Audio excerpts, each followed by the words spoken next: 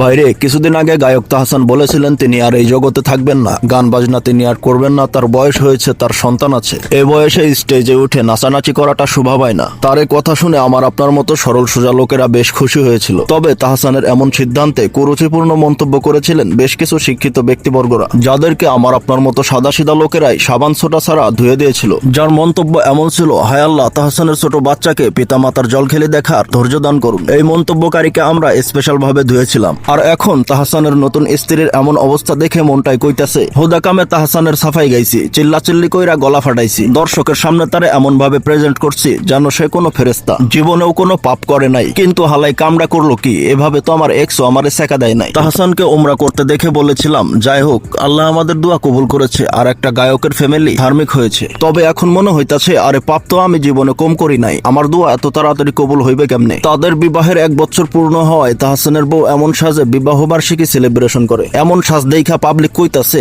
তীব্র শীতের চোদনে আমাগো খারাইতেছে না, মানে আমরা খারাইতে পারতাছি না। আর এই বেডি এত কম জামা কাপড়ে কেমনে ঘুরতাছে। কেউ কেউ আবার কইতাছে হট মাসালা, জামা কাপড় সারা রাখলেও শীতে ওর কিছুই করতে পারবো না। তবে তাহসান আমাদের আবেগের মায়ের বাপ গুলিস্তান কইরা দিছে, এটা বাস্তব। এখন নতুন করে দোয়া করতে হবে পিতা মাতার জল খেলি না, শুধু মাতার জল খেলিটা দেখার ধৈর্য দান করো। ভুলে গেলে চলবে না তাহসানের বউ একজন মডেল, তাকে বোরকা পরিয়ে রাখা মুশকিল হি না মুমকিন হে। দিন শেষে প্রত্যেকটা মডেলই চায় চিড়িয়াখানার বান্দরের মতো তাকেও মানুষ দেখুক, তার দিকে বাদাম ছুড়ে মারুক, তাকে নিয়ে তামাশা করুক। তাহসান চলচ্চিত্র জগতের মানুষ হলেও সে কিন্তু অন্যদের মতো এতটা ফাপড়বাজ না। তার বলা কথাগুলো সে এত তাড়াতাড়ি ভুলে যায়নি, তাই তো তিনি তার স্ত্রীর এমন অবস্থা দেখে সঙ্গে সঙ্গে পোস্ট করে জানিয়ে দিয়েছে। তিনি বলেন, বিবাহ বার্ষিকীর নামে গুজব ছড়ানো হচ্ছে, রোজা আহমেদের সাথে আমার সম্পর্ক নেই, 6 মাস যাব। তাহসান বলেছিলেন, আমি গান বাজনা ছেড়ে দিনের পথে চলে আসবো, আপনারা আমাকে ভুলে যান। এই কথাটা রোজা আহমেদ একটু সিরিয়াসলি নিয়ে নিয়েছে, তাই তো বিবাহের কয়েক মাস পেরোতে না পেরোতেই তাহসানকে সে ভুলে গিয়েছে। পাবলিকে কইতাছে তাহসানের জীবন থেকে রোজা চইলা গেলে ঈদ আইবো কেমনে, কারণ রোজা ছাড়া তো আর ঈদ আইবো না।